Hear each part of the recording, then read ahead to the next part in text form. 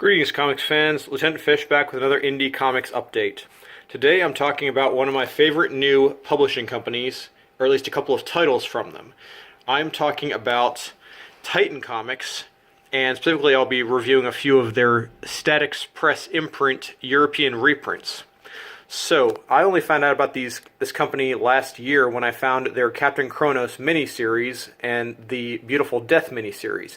Captain Chronos, of course, Vampire Hunter, is a story associated with the Hammer film from 1968. So it's a classic British horror film with a new plot, new story, and I'm probably going to try and review the comic in a little while in association with a review of the original film, because they're both really interesting, especially for the time period.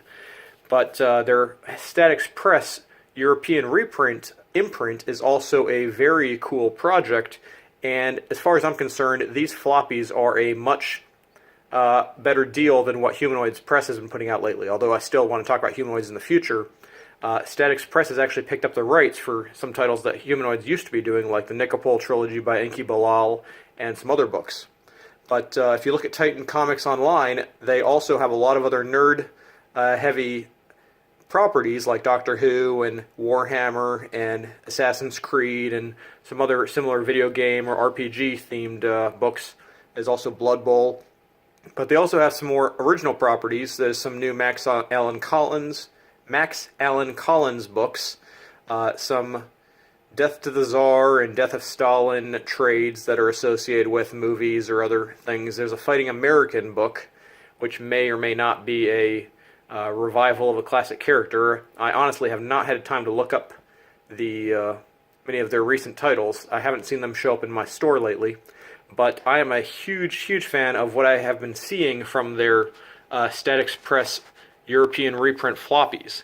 So I have been collecting a few of these, starting with Beautiful Death, and today I am talking about two new titles. And I will be working with my local comic book shop, Telegraph Art and Comics at Charlottesville, to get more of these in, because these are really high quality, and the production for these prints is amazing. And I cannot recommend these highly enough, which is why I'm very disappointed by seeing some of the sales numbers that Diversity in Comics talked about. But these European comics are, today we are talking about what I am going to call the new AAA. This is the AAA books. Alisik by Vogt and Rufflet, and Atlas and Axis by Powell. And I have the first three issues of Atlas and Axis. The third issue actually just came out this week. It took me a while to get around to reviewing it because I had some delays getting my hands on the first issue, and I didn't want to review or read the rest of it until I'd seen the first issue first, obviously. Alisik came out a couple weeks ago, but because I've been so behind in picking up my collection, I hadn't had a chance to pick this one up yet, and I'm very disappointed that it was only about less than 3,000 in sales numbers, according to the video Diversity in Comics did. And I'm hoping, get some more press on this, and hopefully we can push the sales up. So, just another quick note, Captain Chronos, although the series ended, the trade paperback for Captain Chronos Vampire Hunter just came out this week. So it should be on your shelves in your local store. Highly recommended. Great action. You guys can flip through it in the store and complain to me if you think I'm wrong, but I definitely would think it's worth it. Although, if you have all the individual issues, it doesn't look like there was anything new included. But on to the books we're focusing on for today. So first, Atlas and Axis. It's definitely a sort of Bone meets Asterix meets, a bit of an animal vibe. Maybe a little bit of, what's the mouse, Redwall or something else.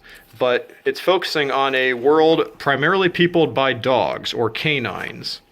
And follows a similar medieval period or Dark Ages period history, and you have some similar characters, but the designs are really nice. So this goes back to what number one Marmaduke fan was talking about as far as some of the European reprints he's been looking at for Walt Disney books. But this actually came out a few years ago and has already been reprinted a number of times in Europe in different languages. This is the first US printing that I'm aware of. Stan Sakai has a good blurb for it on the front cover and on the back. So You have Atlas, the Afghan hound, and Axis is much more of a sort of terrier, kind of like Snowy, but with black. Snowy from Tintin. And they go on a number of adventures together. The first real adventure is kind of wrapped up by the end of the second book. But it's definitely sort of an Asterix vibe as far as the level of technology or the setting. But then almost everything you have has a dog vibe to it. Whether it's the dogs sniffing each other's butts, or sniffing, picking up scents here and there, or just reacting to different things like a dog, as in really short attention spans, kind of with the whole squirrel vibe that made Up so funny to watch. But you definitely get some very interesting interactions between the different animals. And dogs are the primary characters in this world, and the primary life form, or the dominant life form, you could say. But they also have bears, birds, sheep, goats, and you definitely get a number of different feels throughout. And the art is clean, it's fresh, the motion is very dynamic, the characters really come alive, and it's really, really well done. And I love the look of it. Pow is a really great artist. He actually advertises his Patreon in each of these books, and I am about to go add my name to his list, because he has some great rewards on it too. And beautiful art, beautiful motion. It has a Disney feel as well. If you look at some of the styles, has a bit of an animation feel. But I highly recommend this if you like this kind of book at all. It's a lot of adventure. Okay, so there is, as far as kids, there is, it's kind of like Bone. There's some violence. There's not really, there's some violent scenes, but, basically, if they're 10 and over, it's not really too disturbing. There's not really anything that parents would have to explain, or that might be uncomfortable, but it's definitely something that, it's a good thing for parents to get involved with if know what their kids are reading anyway. But I wouldn't say it's inappropriate for kids of that age to begin with. But on the whole, all three of these that have come out so far have been exceedingly good. I read them all last night. I cannot recommend them highly enough. This is a great adventure book. Beautiful coloring, beautiful artwork. And the big thing is, yes, these are $5.99 a piece, but they're also about 48 pages. High quality paper. This is nice glossy paper. You also have only a couple of ads in the back, so I'm pretty sure they're at least 48 pages. I haven't counted them, but it's not. This is the same as the Beautiful Death books. They're not normal 32-page floppies. These are really, really great, and I recommend these highly. And very entertaining, very funny, great combination. And so then the second book, or the third A for this AAA week, is Alisik by Vowing and Reflet. And it looks like this was originally printed in Europe about 4 years ago, but I don't have too many details. I saw a video, and I think part of the problem here, aside from the lack of marketing, is that some of the marketing, such as Bleeding Cool, is describing this as Undead Disney Princess, which is frankly a pretty bad way to describe it. Now, this is a alternate cover by Junko Mizuno. This is not the original cover, or not the A cover, but I would say, if you look at this gorgeous, gorgeous work, I would say this is much more in tone and in style from the Leica Animation Studios films, like Paranorman, Coraline, Kubo and the Two Strings, or even The Book of Life that was produced by Del Toro. Much less than Disney. Granted, this is just the first book, and it's kind of a slow burn. It's very poetic, it's very dreamlike, and there's a lot of elements from, you might say, from Nightmare Before Christmas as well, and some of the character designs. But really, definitely not Disney Princess style, at least to this point. It's very sort of goth, light goth, but some very creepy, weird, but at the same time funny and somewhat sentimental character designs, like some of the folks in Coraline, or even in the 9 animation. So I would definitely recommend this. The art is very, very good. It's very detailed, very artistic. It's definitely more stylized, not realistic per se, but detailed in the stylized versions. A lot of effort put into it, and lots of consistency throughout the characters as well. So it's a slow burn. There's not a lot of plot. You can see where elements are coming from. I don't know how many books this is going to be for the whole series, but it's very much worth looking up. I don't know how this only got 2,500 sales, or 2,500 plus.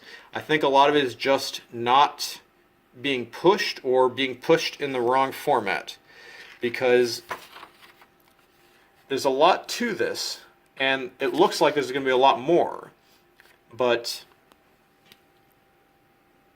it's just that either it's lost in translation, or the people who are in charge of handling it aren't talking to the right people.